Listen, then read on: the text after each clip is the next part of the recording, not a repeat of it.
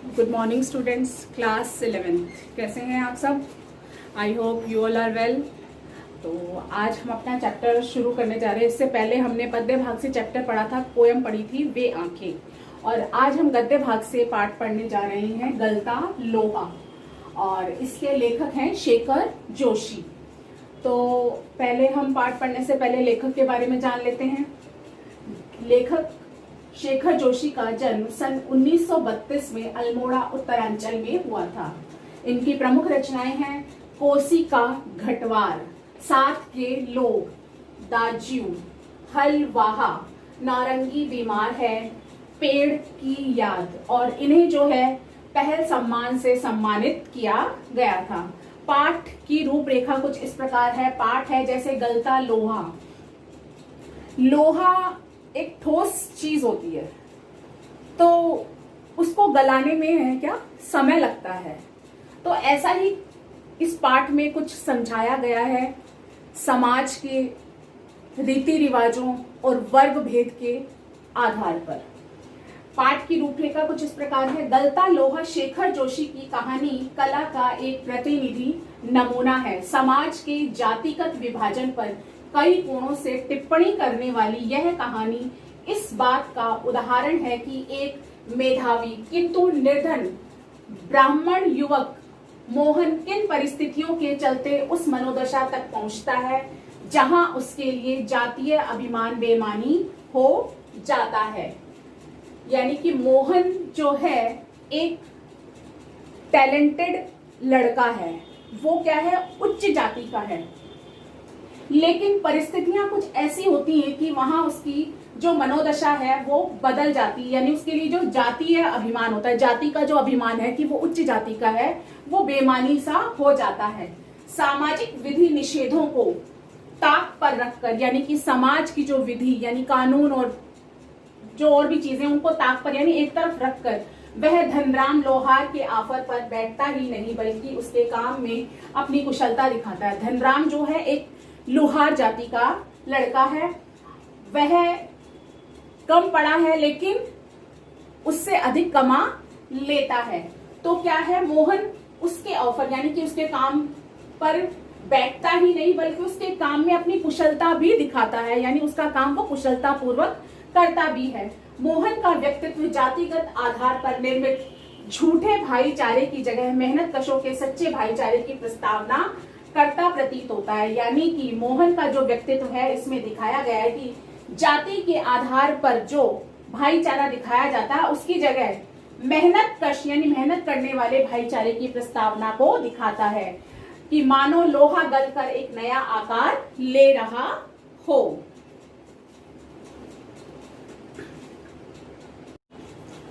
पाठ का सार जो है हम इन निम्नलिखित बिंदुओं के आधार पर देखेंगे। पहला है मोहन का परिवार एवं उसका बचपन। धनराम व मोहन का मिलना। धनराम की पढ़ाई में अरुचि। मोहन के पिता वंशीधर की महत्वाकांक्षा। मोहन द्वारा स्कूल पहुंचने के लिए किया गया संघर्ष। मोहन का पढ़ने के लिए लखनऊ जाना। मोहन द्वारा जीवनगत परिस्थितियों से समझौता करना। गांव वालों की जाति संबंधी मान्यताएं एवं मोहन की सृजनात्मकता। तो सबसे पहला बिंदु है मोहन का परिवार एवं उसका बचपन।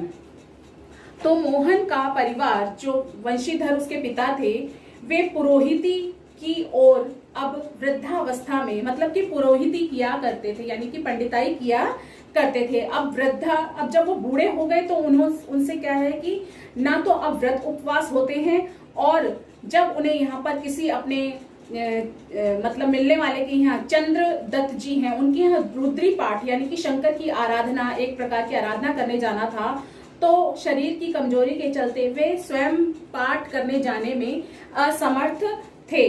तो उन्होंने जो है मोहन को उनकी जो बात समझ आ जाती है, और वह पिता के अनुष्ठान और व्यवसाय को कर पाने में कुशल नहीं है। यानी कि जब मोहन के पिता वंशीधर जी जो पंडिताई का कार्य किया करते थे, वे अब वृद्धावस्था में आने पर जो है अब इस तरह का कार्य करने में जो है उनका शरीर अब साथ नहीं देता है। वे अब वृद्ध हो चुके हैं, और मोहन जो है उनका आशय समझ जाता है कि मोहन को अपने पिता के द्वारा दिया गया कार्य करना है, लेकिन मोहन सब जो है इन सभी कर्म कांडों में दक्ष नहीं है, यानी कि वह इन सब कामों को भली प्रकार से नहीं कर सकता है। लेकिन फिर भी जब वह कुशल नहीं है, पिता का भार हल्का करने के लिए वह खेतों की ओर चला जाता है, यानी कि वह और वो काम नहीं कर सकता, लेकिन अपने पिता के सर पर जो काम काज का बोझ है उसको हल्का करने के लिए वह खेतों में काम करने चला जाता है। और वहीं जो उसका दोस्त है धनराम, वह जो है लोहार की दुकान पर जो है घास काटने के औजार मतलब जो है उसके पास पहुंचता है, अपने दोस्त की दुकान पर जो है जिससे घास काटी जाती है उसको धार लगवाने के लिए। जो उसका दोस्त है, जो उसके साथ जिसने पढ़ाई की थी, वो लोहार है एक जाति से, और उसके पास वो धार लगवाने के लिए पहुंचता है। तो वहां जब वो देखता है कि लोहार जो है कि अपनी भट्टी में जो है वो औजार को गर्म करके उलट पुलट करके मोहन जो है उस पे धार जब लगवा रहा था, तो वह सब सोचता है कि ये किस प्रकार से जो है इस तरह का काम कर रहा है। मोहन भट्टी से दूर हटकर जो खाली कनिस्तर के ऊपर बैठा हुआ, मतलब उसकी कारीगरी को, जो धनराम की जो कारीगरी है उसको वो देखता है कि किस प्रकार से, कितनी बारीकी से और कितनी सफाई से वो अपने कार्य में दक्ष है और कितनी सफाई से वो अपना कार्य कर रहा है, कितनी दक्षता से वो अपना कार्य कर रहा है। नंबर 2 है धनराम व मोहन का मिलना। धनराम और मोहन दोनों जो है सहपाठी हैं। सहपाठी मतलब बचपन के साथी हैं, वे एक ही कक्षा में साथ में पढ़ते थे। तो मोहन को जो है उसकी वो बातें याद आने लगती हैं, दोनों बचपन की यादों में खो जाते हैं। मोहन द्वारा धनराम से मास्टर त्रिलोक सिंह के बारे में पूछने पर वह बताता है कि पिछले ही साल गुजर गए। धनराम बोला, मास्टर साहब भी क्या आदमी थे। दोनों जो है हंस हंसकर बातें करते हैं और अपनी पुरानी बातों को याद करने लगते हैं कि मास्टर साहब का कड़क आवाज में विद्यालय में खेलते हुए बच्चों से प्रार्थना करने में, मोहन के विषय में पूछना। मोहन का पढ़ाई व गायन में जो है निपुण था और पूरे स्कूल का वो मॉनिटर था, तो जो है वही जो है प्रार्थना भी किया करता था। इसलिए मास्टर साहब ने उसे कमजोर बच्चों को दंड देने का भी अधिकार दे रखा था। इसके बावजूद मतलब कि जो मोहन है वो पढ़ाई में बहुत अच्छा था, लेकिन धनराम इतना अच्छा नहीं था। मास्टर साहब ने उसे पूरे स्कूल का, मोहन को जो है मॉनिटर बना रखा था। सुबह प्रार्थना भी वही करवाता था। फिर है धनराम की पढ़ाई में अरुचि। धनराम जो है गांव के मजदूर परिवारों के लड़कों की तरह तीसरी कक्षा तक ही पढ़ पाया। मास्टर जी कभी कभी उस पर विशेष ध्यान रखते थे कि एक दिन मास्टर जी ने उसे 13 का पहाड़ा सुनाने के लिए कहा, लेकिन पहाड़ा याद नहीं हुआ, तो मास्टर जी ने उसे डंडी से पीटना शुरू किया और इसी दौरान जो है डंडी टूट गई। उनका नियम था कि जो बच्चा सजा पाने वाले के लिए अपने हथियार जो है खुद ही जुटाता था। धनराम डर या मंद बुद्धि होने के कारण 13 का पहाड़ा नहीं सुना पाया, जिस कारण मास्टर जी ने उसे उस पर व्यंग्य करते हुए कहा कि तेरे दिमाग में तो लोहा ही भरा है। इतना कहकर उन्होंने थैले से 5-6 दरातियां निकालकर धनराम को धार लगाने के लिए दी। हालांकि धनराम के पिता उसे हथौड़े से घन चलाने तक ही विद्या दी थी, लेकिन सिखाने के दौरान मास्टर त्रिलोक सिंह ने अपनी पसंद का बैच चुनने की छूट देते थे, परंतु गंगाराम इसका चुनाव स्वयं करते थे।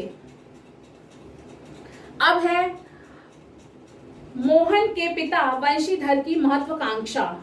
प्राइमरी स्कूल की पढ़ते ही मोहन छात्रवृत्ति प्राप्त कर लेता है, यानी कि प्राइमरी की शिक्षा, प्राइमरी कक्षा तक पढ़ने के बाद मोहन जो है छात्रवृत्ति यानी कि स्कॉलरशिप उसे मिलने लग जाती है और वह आगे पढ़ता रहता है, जिसमें उसके पिता जो वंशीधर है वो बड़ा बनने की, मतलब कि मोहन के बड़ा आदमी बनने का स्वप्न देखने लगते हैं। पैतृक धंधे ने उन्हें निराश कर दिया था, क्योंकि इस काम से वे परिवार का पेट भी नहीं भर पाते थे। उनका मतलब ये था, उनकी महत्वाकांक्षा ये थी कि मोहन कुछ मतलब बहुत अच्छे से पढ़ लिख ले, कोई बड़ा आदमी बन जाए तो उनकी दरिद्रता जो है खत्म हो सकती है। फिर है मोहन द्वारा स्कूल पहुंचने के लिए किया गया संघर्ष। मोहन की आगे की पढ़ाई के लिए जो स्कूल था वह गांव से जो था कि 4 मील दूर था, जिसे पार करने के लिए 2 मील चढ़ाई, और अगर बरसात के मौसम में नदी का पानी बढ़ जाता था तो यह एक समस्या थी। वंशीधर रोजाना शाम को थके हुए मोहन को प्रोत्साहित करने के लिए उसके विद्या अध्ययन के बालकों की कथा सुनाते थे। तो वर्षा ऋतु में नदी पार करने की कठिनाई को देखते हुए वंशीधर अपने यजमान के यहाँ कथा कराने जाते थे और मोहन का वहीं रहने का जो है प्रबंध कर दिया करते थे कि वर्षा ऋतु में मोहन को आने जाने में कहीं भी कोई दिक्कत ना हो, नदी ना पार करनी पड़े। उसके घर में अन्य बच्चों की तरह मोहन भी जो है अपना खाना खा पीकर स्कूल चला जाता था। छुट्टियों में नदी का जल स्तर घटने पर वह अपने गांव वापस लौट आता था। एक दिन नदी में पानी कम था तो मोहन कुछ घसियारों के साथ नदी पार कर रहा था। तभी पहाड़ी से दूसरी ओर भारी वर्षा होने के कारण अचानक नदी का पानी बढ़ गया। किसी तरह वह घर पहुंचा। इस घटना के बाद वंशीधर जी जो है घबरा गए और वह मोहन के भविष्य को लेकर चिंतित रहने लगे। फिर है कि मोहन का पढ़ने के लिए लखनऊ जाना। यहाँ पर उसके पिता का महत्वाकांक्षी होना कि मोहन को लखनऊ अगर मैं शहर पढ़ने के लिए भेजूंगा तो वह वहां पर बहुत अच्छी शिक्षा प्राप्त करेगा और साथ ही उसे किसी अच्छी कंपनी में बड़ी नौकरी भी मिल जाएगी जो कि हमारी दरिद्रता दूर करेगी। लेकिन ऐसा कुछ नहीं होता है कि मोहन को पढ़ने के लिए बिरादरी के एक संपन्न परिवार का युवक जो है रमेश उन दिनों लखनऊ से छुट्टियों में गांव आया जाया करता था। वंशीधर की बातों में रमेश ने मोहन की पढ़ाई के संबंधी अपनी चिंता व्यक्त की। रमेश उनसे मोहन के साथ लखनऊ ले जाने के लिए कहता है, लेकिन वंशीधर को लगा कि उन्हें रमेश के रूप में जो है साक्षात भगवान मिल गए हैं और वो रमेश के साथ मोहन को भेज देते हैं। लेकिन वहां जाकर भी ऐसा कुछ नहीं होता। मोहन को कुछ समय तो स्कूल में भेजकर पढ़ाया जाता है, लेकिन उससे वहां उसके घर की औरतें जो हैं सारा घर का कामकाज करवाती हैं और उसे छुट्टियों में जो है उसके गांव भी नहीं जाने दिया जाता है। और उसे कहा जाता है, जब भी वह जाने की बात करता है कि गांव जाने की बात करता है तो उसे कहा जाता है कि अगली कक्षा की आप पढ़ाई कर लो, लेकिन उसे कहीं भी नहीं पढ़ने के लिए कहीं भी अगली क्लास में नहीं भेजा जाता है, ना ही उसका एडमिशन करवाया जाता है। अब जो है मोहन रमेश की मानसिकता को भली भांति समझने लगा था, इसलिए उसने एक जो है साधारण से स्कूल में टाल मटोल करने के बाद स्कूल में उसका दाखिला करवा देता है। अब है मोहन द्वारा जीवनगत परिस्थितियों से समझौता करना। मोहन जो है शहर के कामकाज व कृत्रिम वातावरण में अपना सामंजस्य जो है स्थापित नहीं कर पाता और अपनी पहचान भी नहीं बना पाता। गर्मी की छुट्टियों में वह घर तभी जा पाता है जब रमेश के घर से कोई व्यक्ति उसके गांव जाता है, यानी कि उसे गांव भी नहीं जाने देता रमेश। वो गांव अपनी छुट्टियों में तभी जा पाता है जब रमेश के घर से कोई गांव जाता है। वह घर वालों को जो है असलियत बताकर दुखी नहीं करना चाहता। मोहन जो है अपने घर वालों को वहां की असलियत बताकर दुखी नहीं करना चाहता और 8वीं कक्षा पास करने के बाद उसे रमेश का परिवार जो है आगे बढ़ाने के लिए उत्सुक भी नहीं दिखाई देता। उसे वे घर के कामों में हमेशा लगाए रखते हैं। लेकिन इधर वंशीधर जी जो है अपने बेटे के अफसर बनने की उम्मीद थी, परंतु जब उन्हें वास्तविकता का पता चला तो उन्हें बहुत ही दुख होता है और वे धनराम के बारे में उनसे पूछता है। धनराम जब मोहन के बारे में उनसे पूछता है तो वे झूठ बोलते हैं कि मोहन जो है सेक्रेटरिएट में नियुक्त हो गया है। यह सुनकर धनराम बोलता है कि मोहन तो शुरू से ही बुद्धिमान था, उसे तो नौकरी मिलनी ही थी, लेकिन वो ये नहीं जानता कि मोहन के पिता जो हैं धनराम से झूठ बोल रहे थे। अब है गांव वालों की जाति संबंधी मान्यताएं, यानी गांव वालों के सामने जो जाति संबंधी क्या क्या मान्यताएं थी। धनपत राम व मोहन बचपन के विभिन्न प्रसंगों पर बातें करते रहते हैं। धनराम जो है अपने हंसुए पर धार लगाने के पश्चात कहता है कि यदि पंडित जी किसी के हाथ हंसुए को भिजवा देते तो भी वह ठीक कर देता। मोहन जो है मतलब कि अब पहले ऐसा होता था कि वहां पर जो जाति दूसरी जो निम्न जाति के लोग थे वो वहां जब उनके घर जो उच्च जाति के लोग जाया करते थे, मोहन जैसे व्यक्ति के लोग जाया करते थे, तो वहां पर क्या है उनके मोहल्ले में जाने पर, उनके घरों में जाने पर वो वहां बैठते नहीं थे।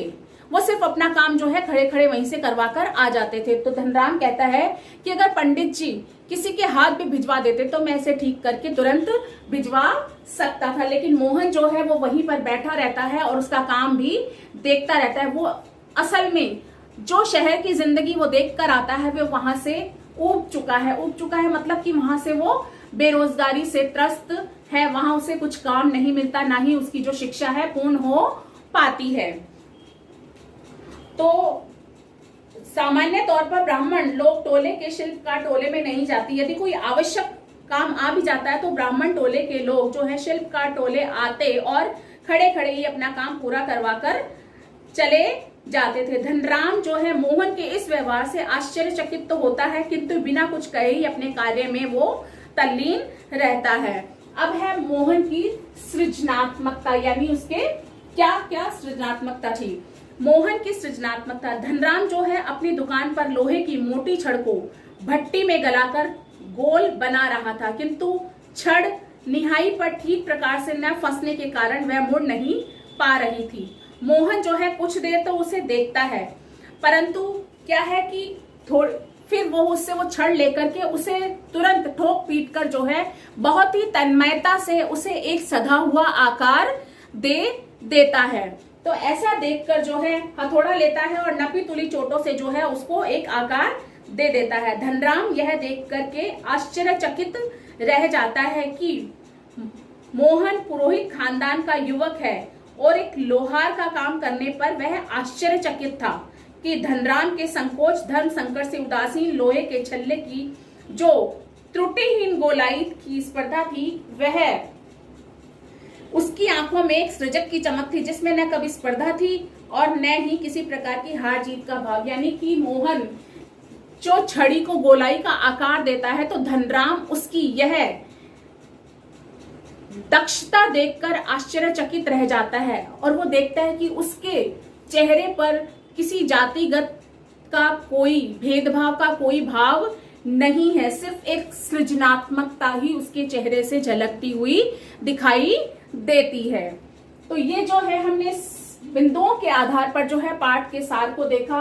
अब सारांश कुल मिलाकर ये है कि जो लेखक है वो इस पाठ के माध्यम से क्या बताना चाहता है। लेखक कहता है कि गलता लोहा कहानी में गांव के परंपरागत समाज का चित्रण किया गया है कि ब्राह्मण जाति के लोग स्वयं को अन्य जाति के लोगों से श्रेष्ठ समझते थे, यानी कि जो ब्राह्मण जाति के लोग थे वे अपने आप को उच्च जाति का समझते थे। शिल्पकार जो दूसरी जाति के लोग थे वे उनसे निम्न जाति के समझे जाते थे तथा वे लोग अन्य जातीय व्यवसाय के लोगों के मोहल्ले में जाते अवश्य थे, परंतु उनके पास बैठते नहीं थे।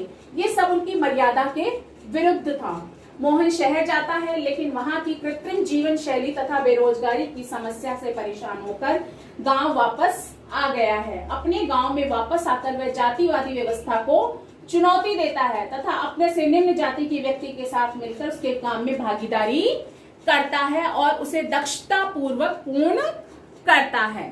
धन्यवाद।